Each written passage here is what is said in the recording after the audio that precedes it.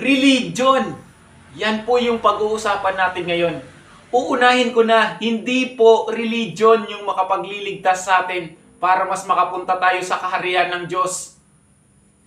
Yung makapagliligtas po sa atin is yung malakas at matibay na pananalig sa Diyos. Nasa puso't isip po dapat natin.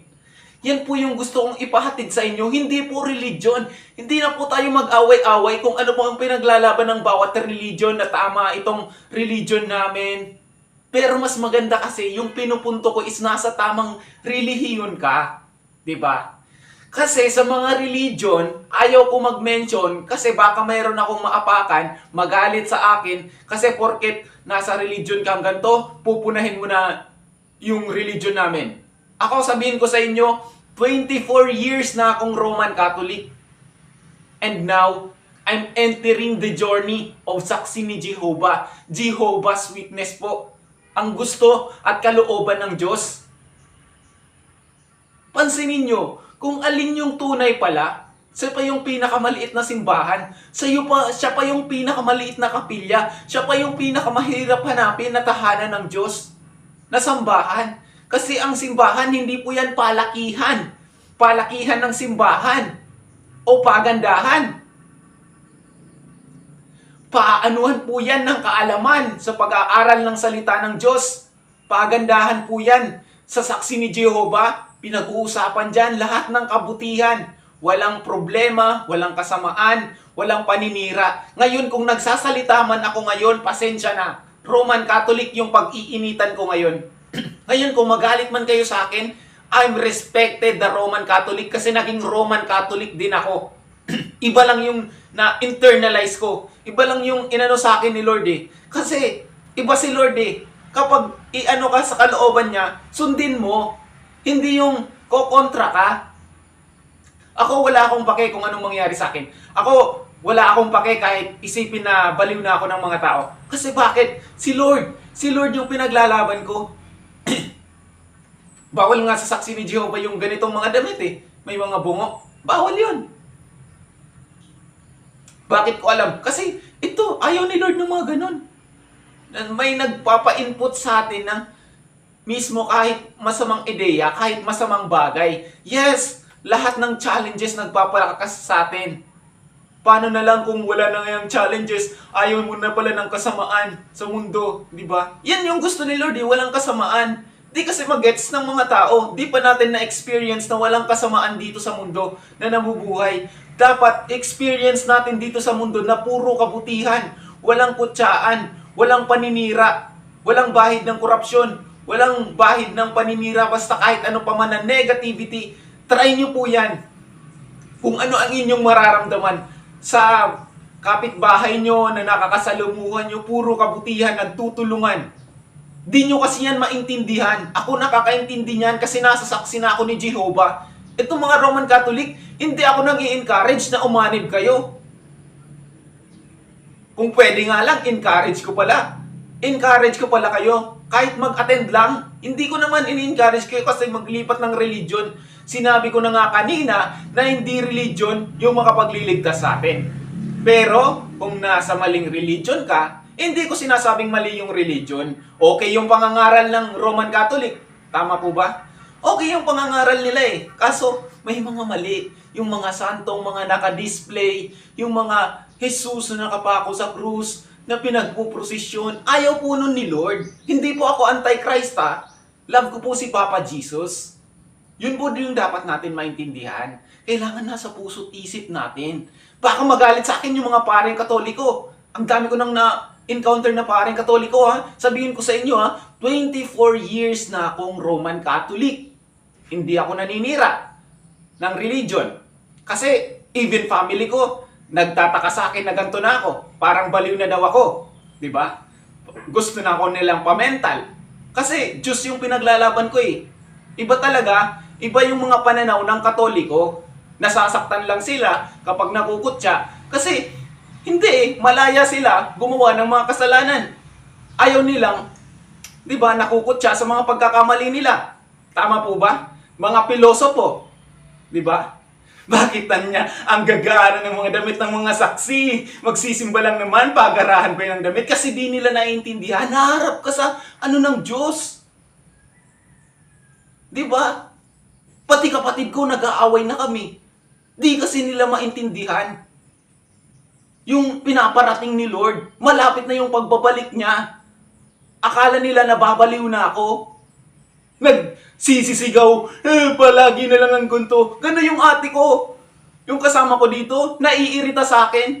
I know, naiintindihan ko yung situation niya kasi palagi niya akong, kino-comfort, sinasamahan, ginagawa niya lahat para sa akin.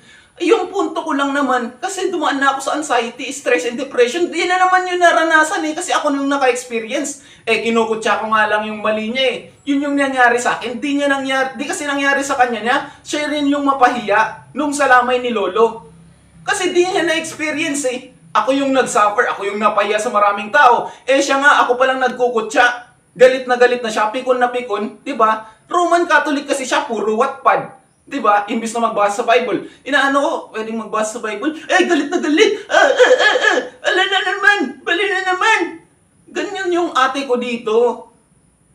Kung sino pa tuloy yung ate, siya yung pa yung, diba, kontra sa ginagawa ko sa Diyos. Yes, supportive siya nung nalaman niya na sa akin na daw. May pinupoint lang naman ako. Diba? Wala akong pake kung mag-ano yan sa akin, makinig. Kung nakikinig dito sa bahay, wala na akong pake. I have the strong confidence na para i-share yung mga words ni Lord. Di nyo ba yun naiintindihan mga Roman Catholic? Nahihiya sana ako mag-voice out ng ganito kasi baka isipin nyo, sinisiraan ko yung dati kong reliyon. Mali pala yung mga paniniwala, mga santo-santa, pinupunasan, Peña Francia, di ba? Nagkaka-stampede. Hindi ko po yan sinisiraan. Ayaw po ng ganun ni Lord. Yung tinutukoy ko po, yung tunay na Diyos, hindi po ako anti-Christ. Unahan ko na po kayo, hindi po ako anti-Christ. Grabe yung sacrifices ni Papa Jesus Christ. Dapat di po natin yun kalimutan. Darating yung point, maintindihan nyo na malapit ng pagbalik ng Diyos. I assure you that. Mga 2000s, darating ng paghuhukom, I swear you that.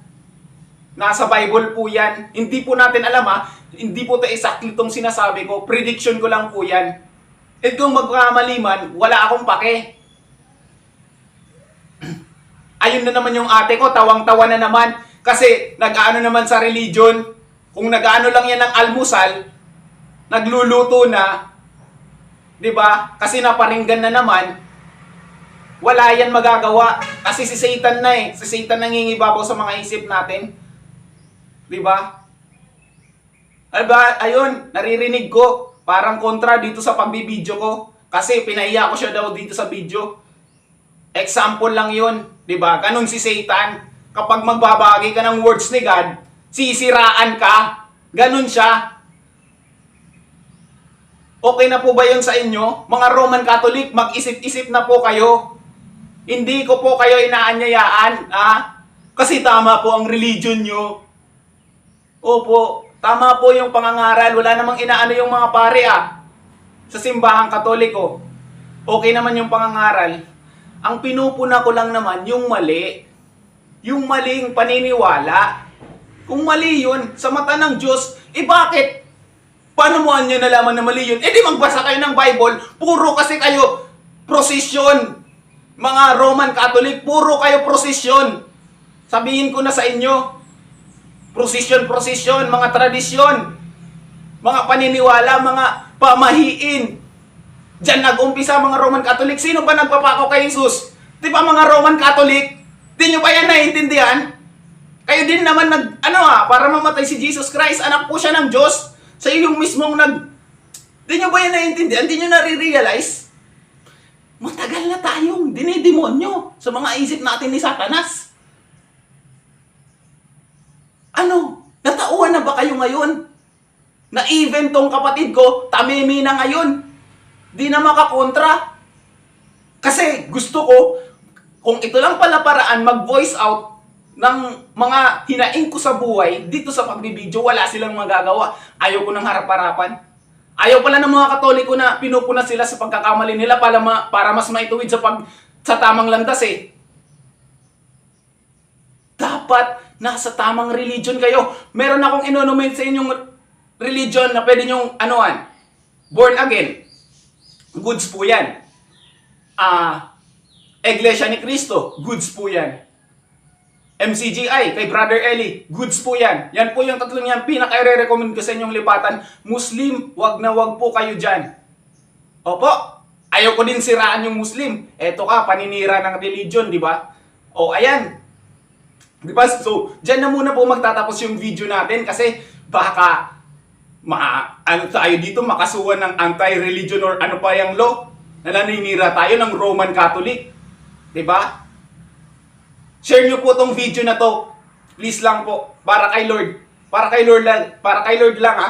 Hindi para sa akin. Hindi ko to ginagawa para sumikat. Ginagawa ko to para kay Lord. Shout out sa mga taong nakatulong sa akin para mas lumakas yung paniniwala ko sa Diyos. Shout out kay Ron Lax na nakaano ko sa LCC, nakatrabaho ko. Kay Ma'am Priela na nag-invite sa akin na mag-attend sa Saksi ni Jehovah. Ayun po. So maraming salamat po sa pakikinig and I love you all po. Mwah, mwah, mwah. I love you. God bless po sa inyo. God bless. Pasensya na po sa mga nasabi ko. Roman Catholic, soon I will be signing off. Andyan pa din po yung respeto ko sa inyo, mga Roman Catholic. Okay lang po.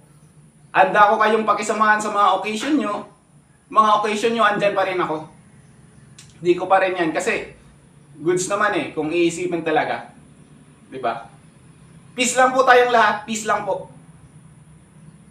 And yan yung lalagi kong pinasabi, be unstoppable, be faithful, and God bless you all.